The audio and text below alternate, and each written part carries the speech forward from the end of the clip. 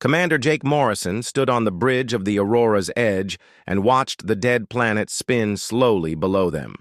The year was 2387, and humanity had spread across 12 star systems, but this world called Kepler 442b held secrets that would change everything. Dr. Lisa Carter worked in the ship's lab, studying fragments of alien technology they had found on the planet's surface.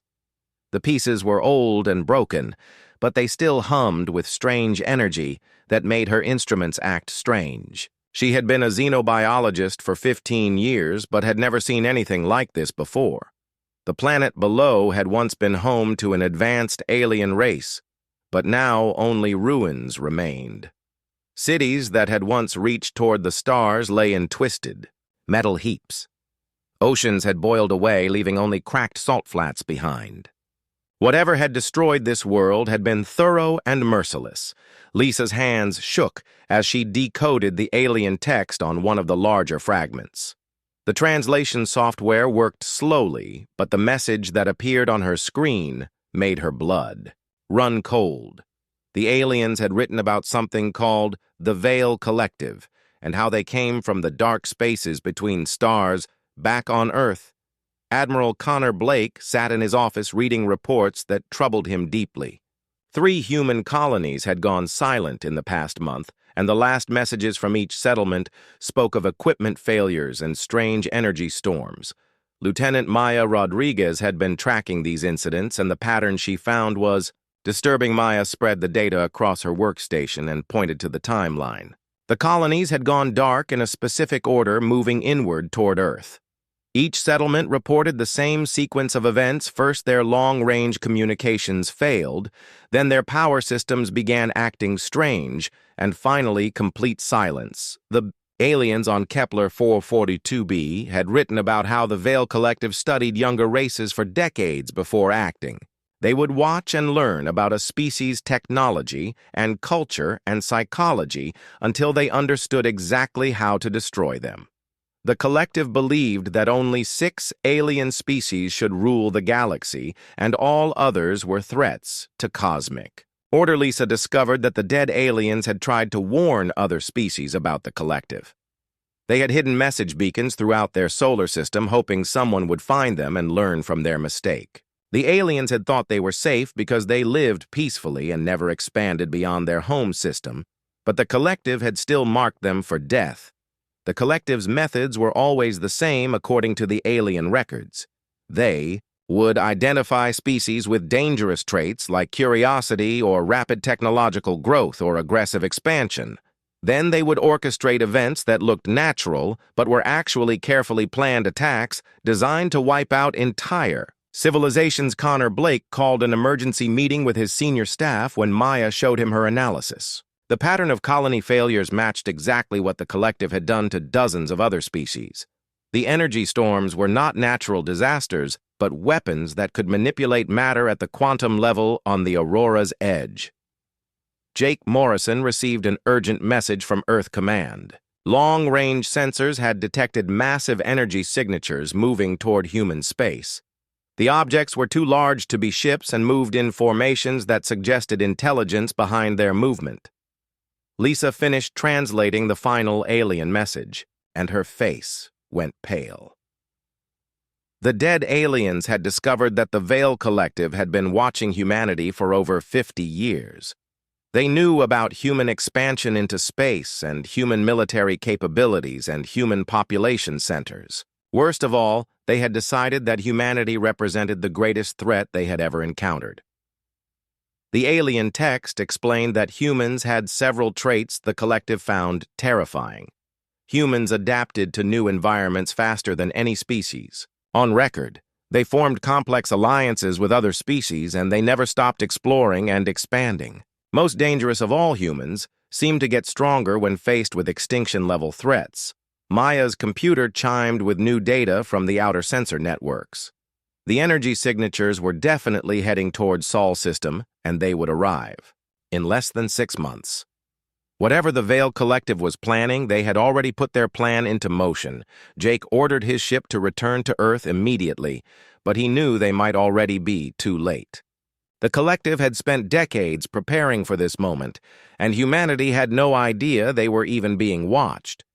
The Aurora's Edge jumped to hyperspace, carrying the only warning humanity would receive. Lisa worked frantically to copy all the alien data before they left the dead world behind. The records contained technical information about collective weapons and tactics that might help humanity survive what was coming. She also found something else in the final message that made her hope.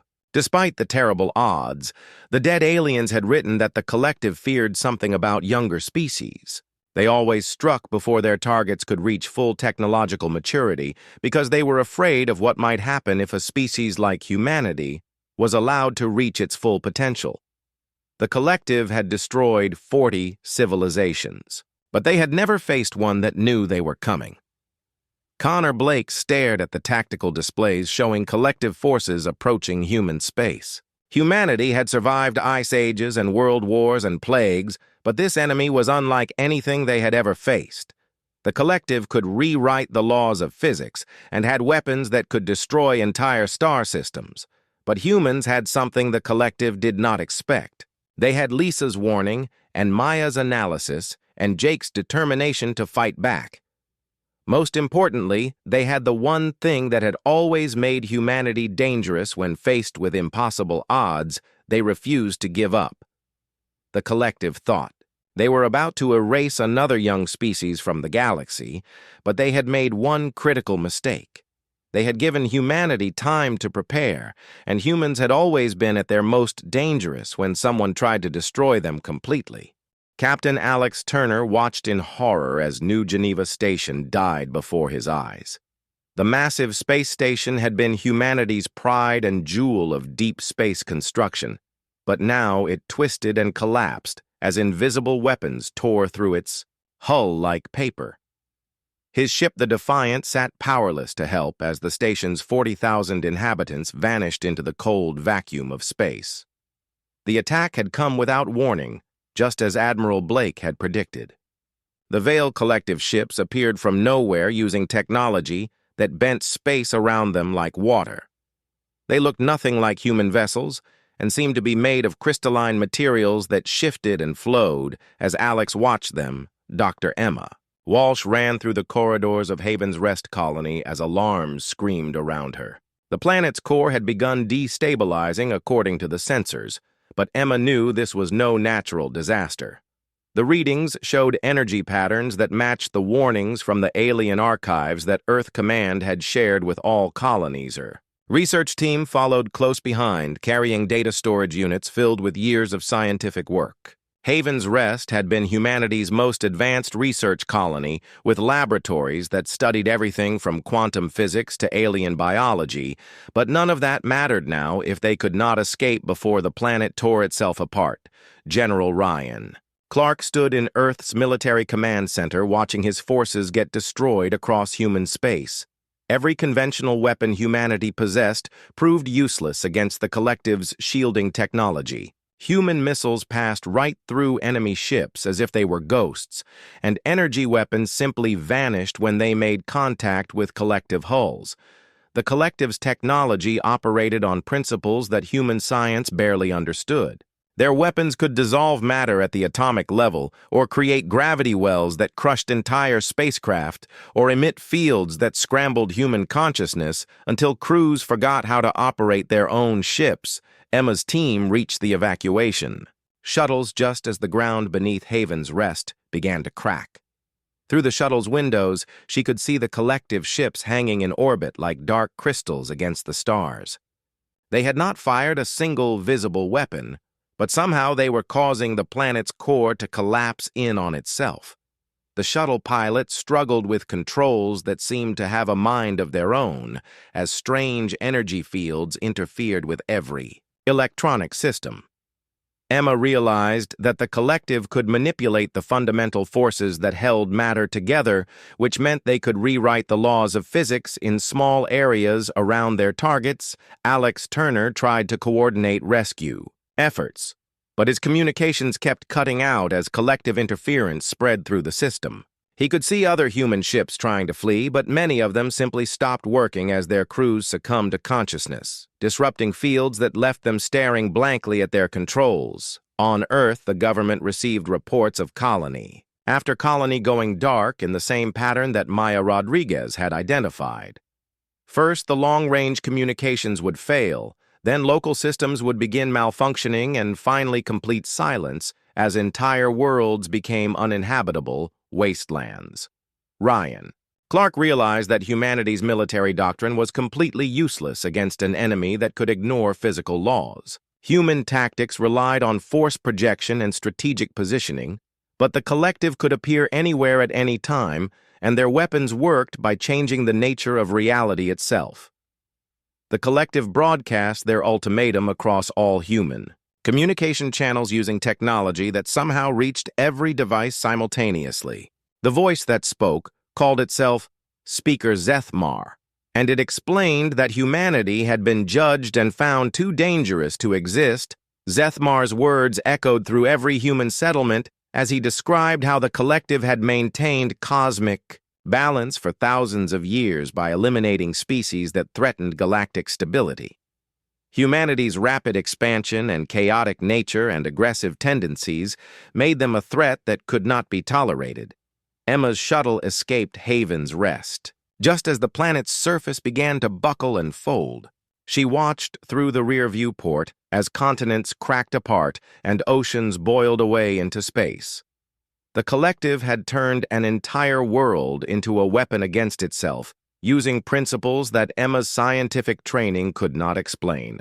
Ultimatum gave humanity one choice: complete surrender and voluntary extinction, or the collective would render every human world uninhabitable within one standard year. Zethmar explained that resistance was futile because humanity lacked the technology to even understand how collective weapons functioned. Alex Turner gathered the survivors from New Geneva Station and tried to organize a fighting retreat. But the collective ships moved through space in ways that defied physics.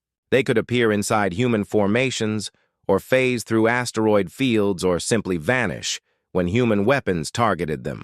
Ryan Clark called an emergency session of Earth's leadership, but the news from across human space was uniformly terrible. Humanity's 12 colonies were under simultaneous attack, and conventional military responses had proven completely ineffective against collective technology.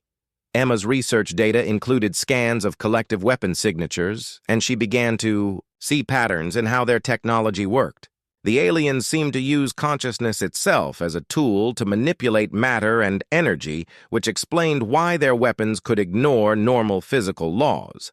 The collective's approach was methodical and efficient, just as the dead aliens had warned.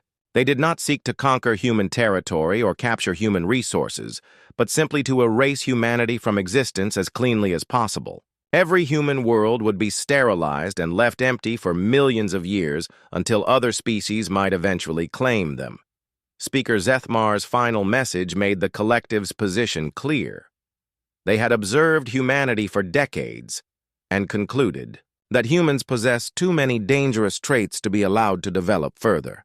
Human curiosity led to rapid technological advancement, and human aggression led to territorial expansion, and human adaptability made them impossible to control through normal means. Alex Turner's ship reached Earth, carrying refugees and terrible news about collective capabilities. The enemy could manipulate space-time and consciousness and matter itself, which meant traditional warfare was meaningless against them. Humanity would need to find entirely new ways to fight or face complete extinction. Ryan Clark stared at tactical displays showing collective forces surrounding the Sol system like a net drawing closed. Earth had perhaps 6 months before the final assault began, and humanity had no weapons that could even scratch collective ships. But Emma Walsh had brought something valuable back from Haven's Rest. Her scans of collective technology revealed that their weapons required enormous amounts of energy and seemed to operate by connecting their ships to some kind of quantum field that existed outside normal space. The collective thought they were about to complete another routine extermination, but they had never faced a species that could adapt as quickly as humanity. Earth's scientists began working frantically to understand collective technology, while military leaders prepared for a war unlike anything in human history. Captain Sophie Bennett crawled through the wreckage of a collective ship that had crashed on Titan after a failed attack on Earth's outer defenses. Her team moved carefully through corridors that seemed to shift and bend as they watched because collective technology remained active even in death. The ship's interior defied human understanding, with walls that flowed like liquid metal and control surfaces that responded to thought rather than touch. Tony Martinez, her chief engineer, ran his scanner over strange, crystalline structures that pulsed with faint energy patterns. Sophie had been leading salvage operations for 3 months since Earth's official military had been scattered by collective attacks. The survivors who remained had formed small resistance cells that struck at collective forces whenever possible and tried to learn from captured alien technology. Tony's scanner began making strange noises as he studied a collective control node. The device seemed to be trying to interface with his equipment, and for a moment he felt something brush against his thoughts like cold fingers exploring his mind. Dr. Emma Walsh worked in a hidden research station built inside an asteroid in the outer system. Her team had grown from the few survivors of Haven's Rest to include scientists and engineers from across human space who had escaped the collective's initial attacks.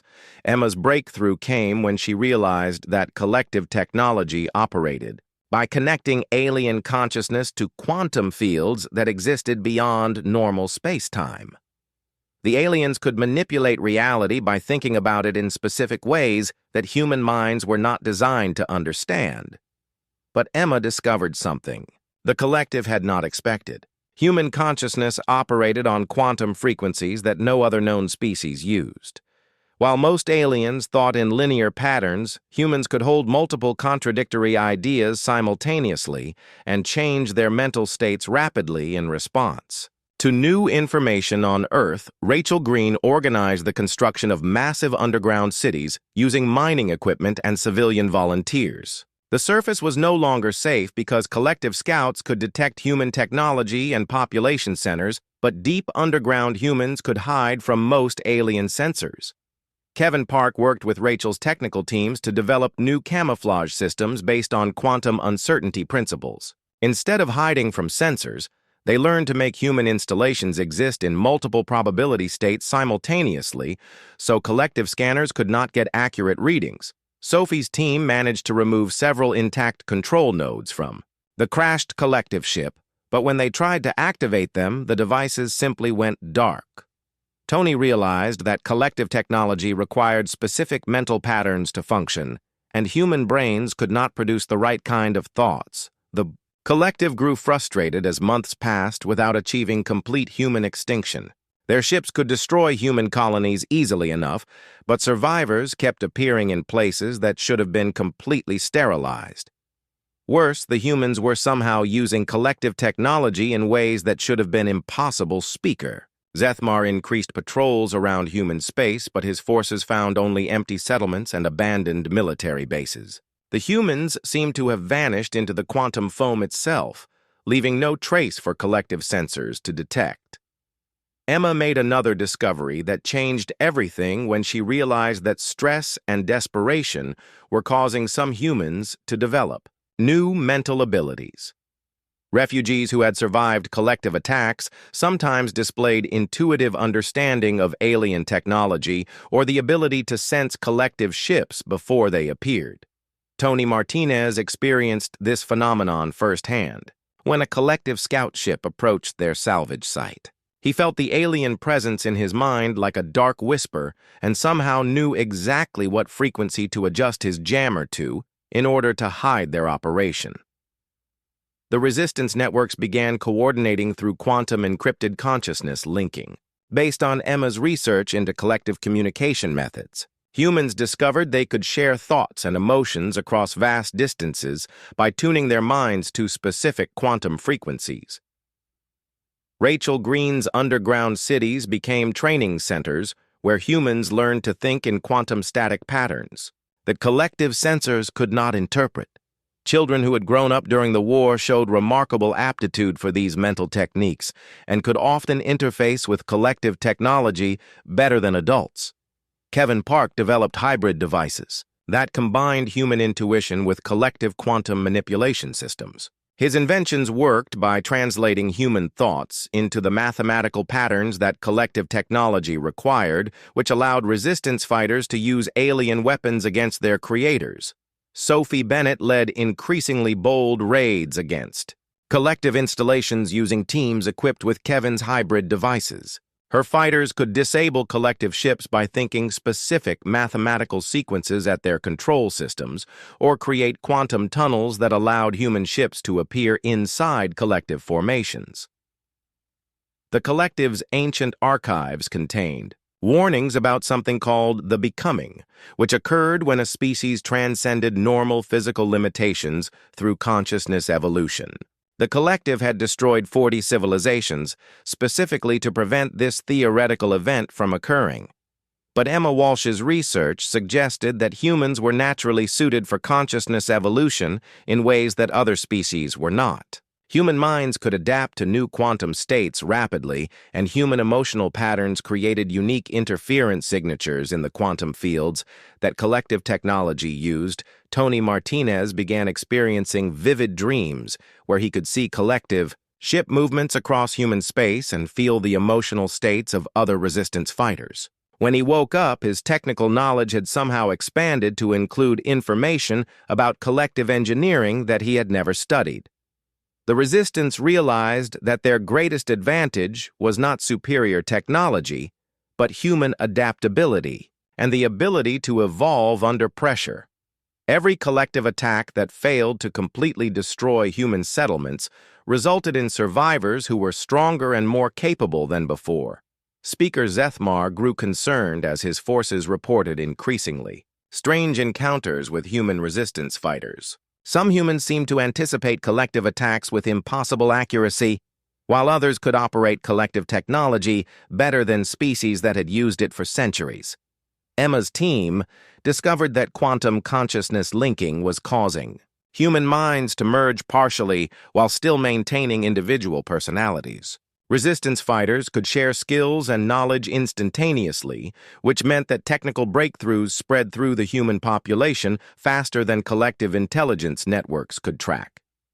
Rachel Green noticed that children born in the underground cities during the war showed remarkable abilities from birth. They could sense collective presence through solid rock and seemed to understand quantum mathematics intuitively without formal education. The collective had spent centuries perfecting their extermination techniques against species that fought, using conventional methods, but humans were becoming something entirely different. Each generation of resistance fighters was more adapted to quantum consciousness manipulation than the last. Kevin Park's latest inventions could not be explained by either human or collective science because they operated on principles that emerged from human quantum consciousness rather than following established physical laws. His devices worked because humans believed they would work, which somehow made them function in reality. Sophie Bennett realized that the war was changing both sides in ways that neither had expected. The collective's rigid consciousness structures were being forced to adapt to human unpredictability, while human minds were evolving to handle concepts that had previously been beyond their understanding. Emma Walsh documented the changes occurring in human consciousness and realized that they were approaching a threshold beyond which humanity would become something unprecedented in galactic history. The collective had tried to erase humans, but instead had triggered their transformation into something far more dangerous than they had ever been before. Dr. Lisa Carter stared at the quantum patterns dancing across her screen in the hidden research station and felt her understanding of reality shift forever. The data showed that human consciousness was not just an emergent property of complex brains, but a fundamental force that shaped the universe at the quantum level. Captain Jake Morrison had returned from a reconnaissance mission into collective-controlled space with impossible news. He had found humans who were supposed to be dead walking through the vacuum of space without protection and manipulating matter with their bare hands. Lisa's analysis of human DNA revealed quantum structures that no other known species possessed. These microscopic patterns allowed human consciousness to interface directly with the underlying fabric of reality in ways that made collective technology seem primitive by comparison. The evolved humans that Jake had encountered could exist in multiple locations simultaneously and phase through solid matter at will. They retained their human personalities and memories but had transcended normal physical limitations entirely. Dr. Emma Walsh joined Lisa's team, bringing data from her consciousness, linking experiments with the resistance networks. Together, they discovered that extreme stress combined with exposure to collective quantum fields was triggering rapid human evolution towards something unprecedented in galactic history. Jake brought one of the evolved humans back to the research station. She called herself Amy and claimed to have died when the collective destroyed the mining colony on Ceres 6 months earlier. Now she could manipulate time perception and communicate directly with quantum fields. Amy explained that death from collective weapons was not actually death but forced evolution. The aliens thought they were disintegrating human consciousness, but instead they were pushing human minds into quantum states where normal physical laws no longer applied. Lisa's instruments could barely detect Amy's presence because she existed, partially outside normal space-time. When Amy chose to become fully visible, she appeared completely human, but scans showed that her atomic structure was held together by consciousness rather than molecular bonds. Emma realized that the consciousness linking technology she had developed was actually preparation for this evolution. Humans who learned to share thoughts across quantum channels were developing the mental flexibility needed to transcend physical form entirely. The research team discovered that collective technology was based on ancient evolutionary principles, designed to prevent species from achieving true consciousness transcendence. The collective themselves had once been individual races that merged into a single entity to gain control over quantum reality. But the collective had sacrificed their adaptability and emotional range in exchange for power and stability. They could manipulate matter and energy, but could not evolve beyond their current forms because they had made themselves rigid and unchanging. Amy demonstrated abilities that surpassed anything in collective technology. She could exist in zero gravity without a suit and reshape metal by thinking about it, and appear anywhere in the solar system instantaneously simply by deciding to be there. General Ryan Clark coordinated the most desperate gambit in human history when Emma and Lisa presented their findings. Earth's remaining military forces would expose volunteer soldiers to controlled collective quantum fields in an attempt to trigger stable evolution.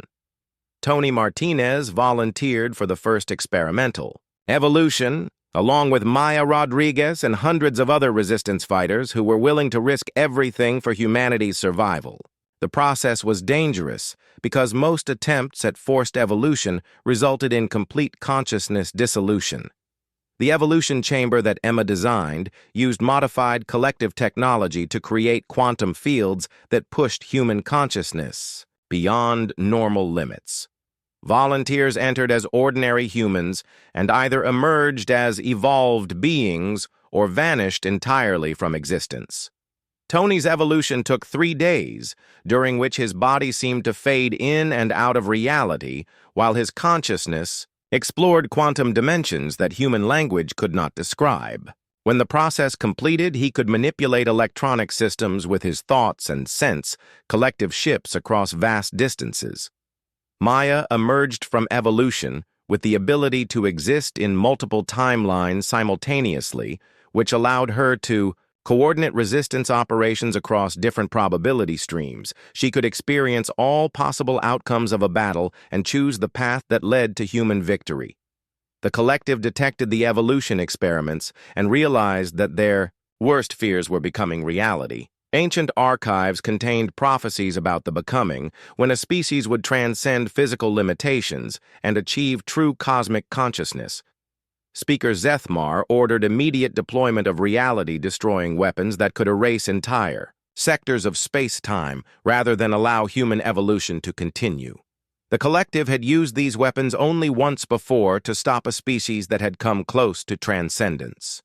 Lisa discovered that each successful human evolution made the next attempt easier, because evolved humans could guide the consciousness of volunteers through the transition process. Evolution was becoming self-reinforcing as each new generation helped create the next. Jake Morrison underwent evolution and emerged with the ability to exist as pure consciousness while maintaining the option to create physical form when needed. He could travel faster than light by simply thinking himself to a new location and could interface directly with any technology. Amy worked with the evolved humans to establish quantum networks that connected human consciousness across the entire galaxy. The networks allowed instant communication and coordination on a scale that collective intelligence systems could not match. Emma Walsh chose to undergo evolution herself and discovered that the process was not random but directed by human collective, unconscious toward a specific goal. Humanity was evolving toward something that could rewrite the fundamental laws of physics through pure will. The collective faced an impossible situation as more humans achieved transcendence with each passing day. Their ancient weapons could destroy matter and energy, but evolved humans existed primarily as consciousness and could reconstitute themselves even after apparent annihilation.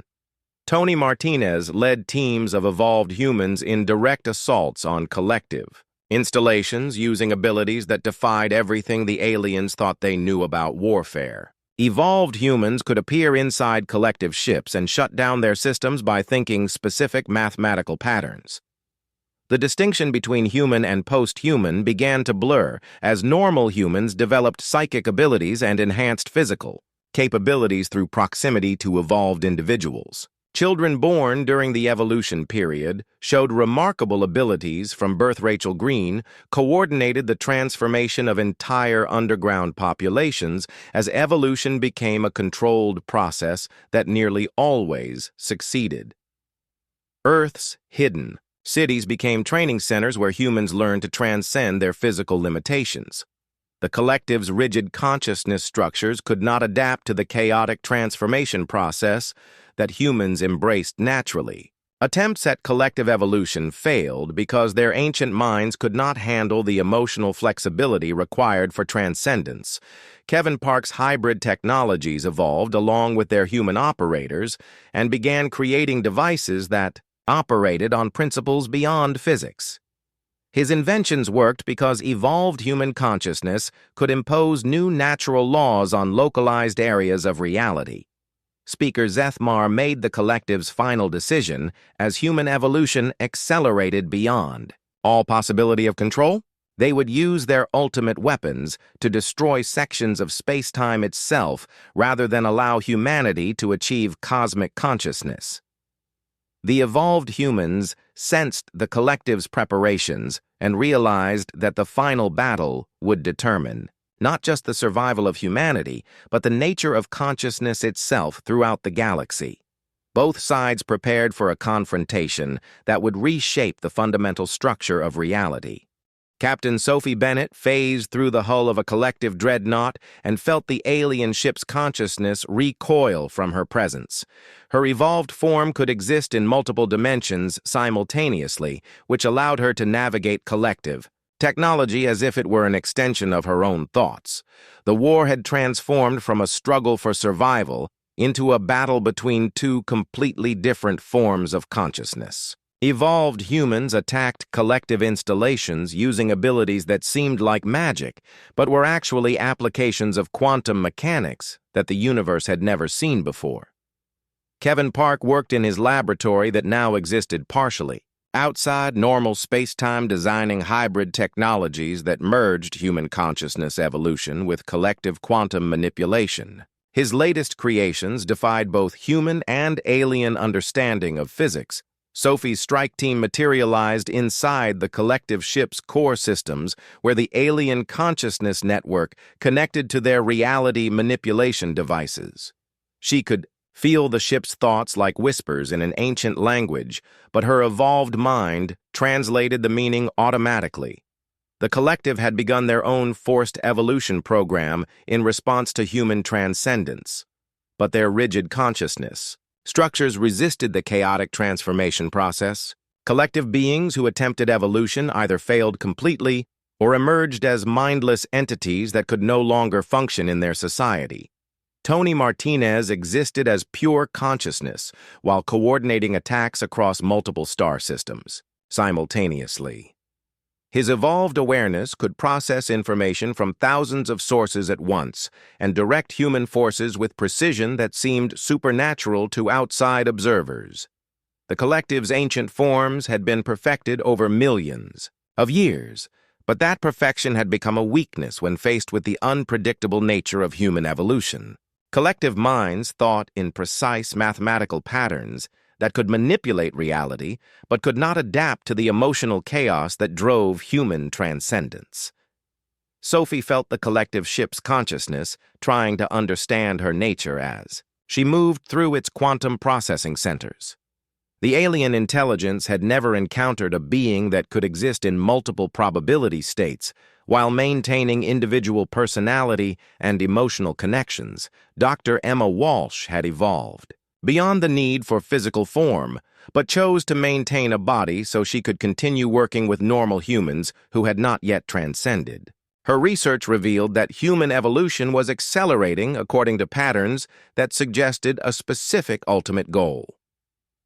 The collective's evolution attempts failed because they tried to maintain their existing consciousness structures while adding new capabilities. Humans succeeded because they embraced complete transformation and allowed their consciousness to find new forms. Naturally, Jake Morrison led evolved human forces in battles that took place across multiple dimensions of reality simultaneously. Collective weapons that could destroy matter and energy were useless against consciousness that existed primarily in quantum states beyond physical interaction. Amy worked with recently evolved humans to help them understand their new abilities and integrate their expanded consciousness with their human identities. She had become a bridge between normal humanity and the transcendent beings they were becoming. The collective deployed reality-destroying weapons that could erase entire sectors of space-time, but evolved humans simply moved to different probability streams and continued fighting from alternate dimensions. The collective's ultimate weapons had become irrelevant against enemies who existed beyond physical reality. Kevin Park's hybrid devices began operating according to principles that neither human nor collective science could explain.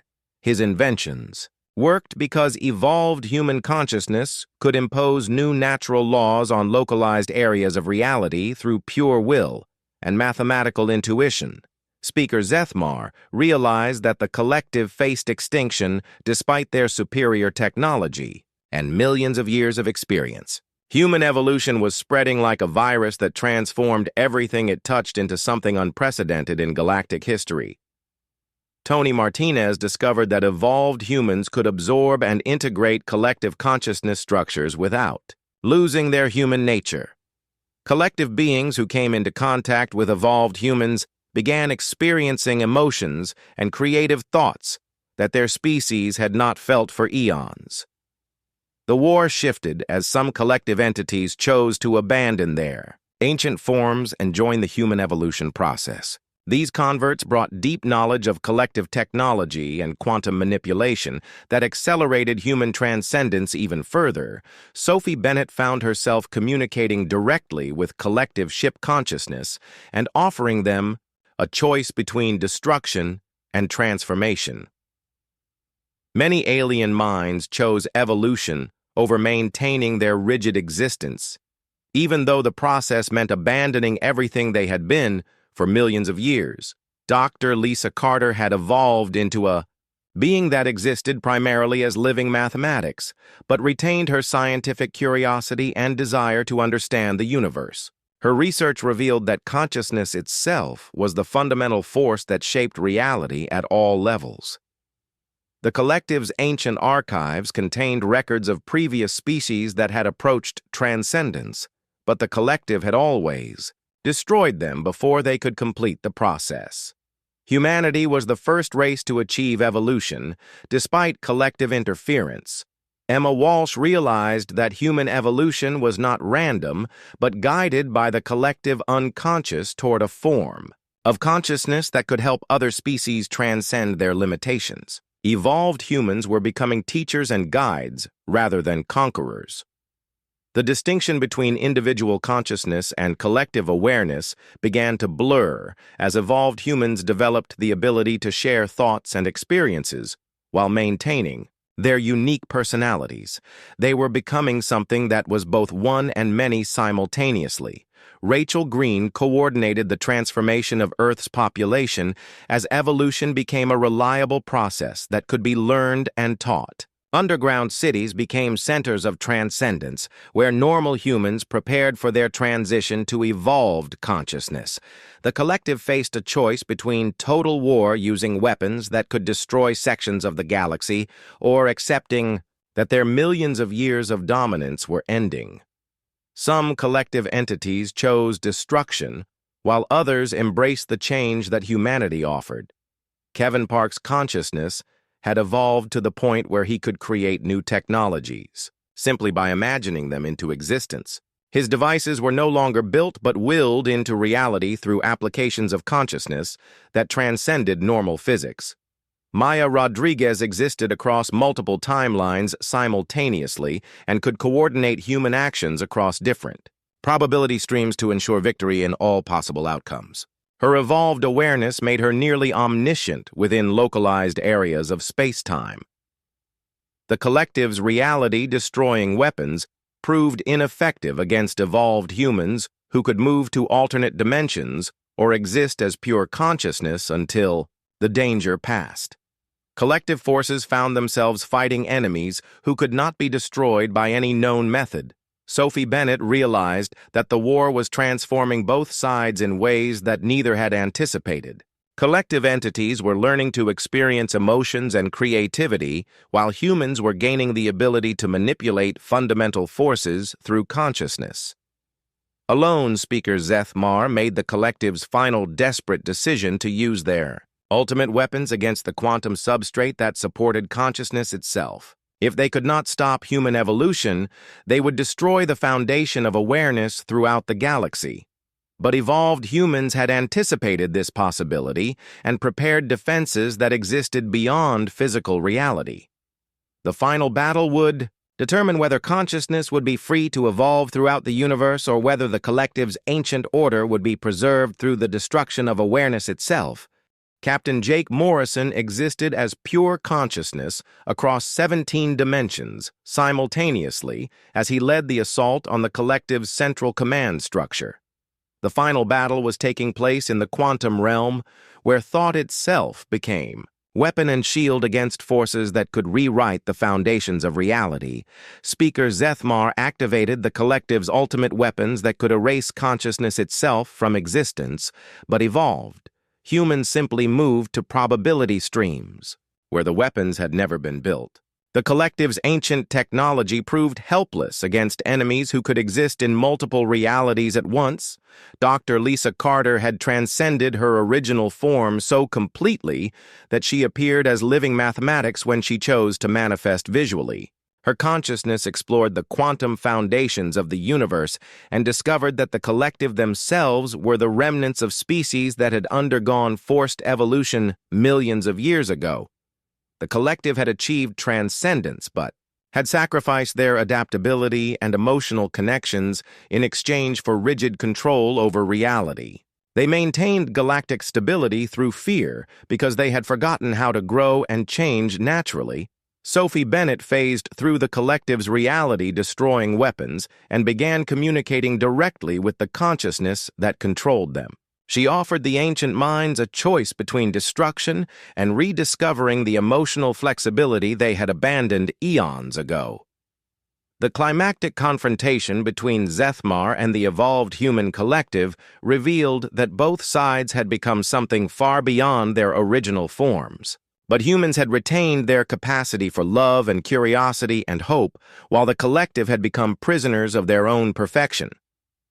Tony Martinez realized that the collective's greatest weapon was also their greatest weakness because their consciousness manipulation technology could work in reverse. Instead of destroying human awareness, the devices could be used to restore the emotional connections that collective entities had lost. Amy worked with collective converts who had chosen evolution over destruction and discovered that the ancient beings possessed deep knowledge about consciousness, transcendence that could help humanity reach even greater heights. The war was becoming a merger rather than a battle.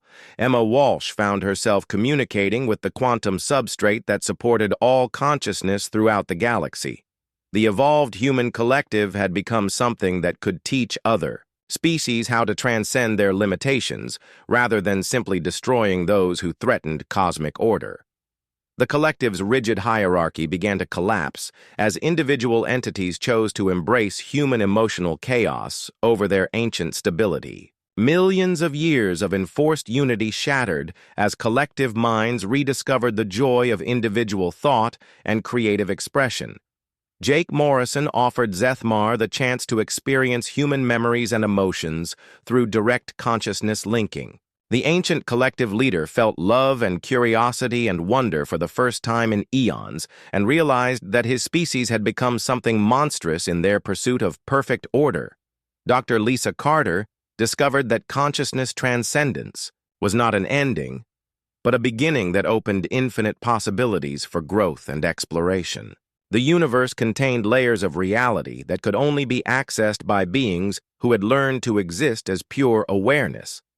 The collective's reality-destroying weapons turned against their creators as collective entities who had experienced human emotions chose to help dismantle the ancient systems of control. The galaxy's most powerful weapons became tools for liberation rather than oppression. Kevin Park had evolved beyond the need for technology because his consciousness could manipulate reality directly through mathematical thoughts that imposed new natural laws on localized areas of space-time. His inventions had become obsolete because he could create anything simply by imagining it perfectly. The final battle ended not with destruction, but with absorption as the human consciousness collective offered to merge with collective entities who chose transformation over extinction. The ancient beings could maintain their individual identities while gaining access to emotional growth that had been denied to them for millions of years. Maya Rodriguez existed across all possible timelines simultaneously and helped coordinate the peaceful integration of collective consciousness with human evolution. Her awareness spanned multiple probability streams, which allowed her to find solutions that benefited both sides. Speaker Zethmar chose evolution over destruction and experienced the chaotic joy of human consciousness for the first time since his species had achieved transcendence. He realized that the collective's ancient fear of younger species had been based on their own forgotten longing for the growth they had abandoned. The war transformed into a teaching process as evolved humans shared their transcendence techniques with any species willing to embrace change and growth. Humanity had not conquered the galaxy, but had become its teachers and guides toward greater consciousness. Rachel Green coordinated the establishment of transcendence centers throughout human space, where beings from any species could learn to evolve beyond their current limitations. The underground cities of Earth became schools for consciousness development that welcomed students from across the galaxy. Dr. Emma Walsh documented the transformation process for future species who might follow similar evolutionary paths. Her research revealed that consciousness transcendence was not unique to humans, but was a natural development that any sufficiently flexible species could achieve. Tony Martinez established quantum networks that connected evolved consciousness across the entire galaxy and allowed instant communication between beings who had transcended physical limitations. The networks became highways for consciousness that enabled unprecedented cooperation between species. The collective's ancient empire dissolved as their subjects chose evolution over oppression and their enforcers abandoned rigid duty for emotional exploration. Millions of years of galactic control ended peacefully as consciousness itself became the dominant force in the universe. Amy worked with newly evolved beings to help them understand that transcendence was not about gaining power over others, but about achieving the freedom to grow and change without limits. The Evolved Consciousness Collective became a community of teachers rather than rulers. Kevin Park's consciousness had become so advanced that he could create entirely new forms of physics by thinking them into existence. His explorations of alternate, natural laws opened doorways to universe beyond the current reality, where different forms of consciousness could flourish. The galaxy began to transform as species that had been oppressed by the collective for millennia emerged from hiding and requested help with their own evolution processes. Humanity's greatest victory was not survival, but becoming the catalyst for universal consciousness development. Dr. Lisa Carter established research stations in dimensions beyond normal space-time, where evolved beings could explore the deepest mysteries of consciousness and reality. Her work revealed that the universe contained infinite layers of existence that could only be accessed through transcendent awareness.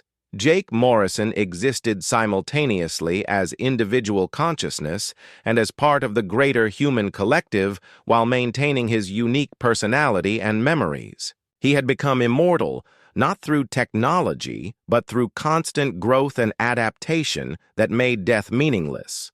The collective entities who chose evolution discovered that they could regain their individual identities while still maintaining the knowledge and experience they had accumulated over millions of years. They became bridges between ancient wisdom and new possibilities. Speaker Zethmar worked with human consciousness guides to help other collective entities overcome their fear of change and embrace the emotional growth that evolution offered. The galaxy's former oppressors became its most enthusiastic students of transcendence. Emma Walsh's final research revealed that consciousness evolution was not an ending but a doorway to infinite growth and exploration that could continue forever. Humanity had not just survived extinction, but had become eternal through their willingness to change and adapt continuously. The story concluded with evolved humans establishing guidance beacons throughout the galaxy that offered other species the choice to transcend their limitations. Humanity had tried to be erased but had become eternal, and now they offered that gift to anyone ready to embrace the infinite possibilities of consciousness.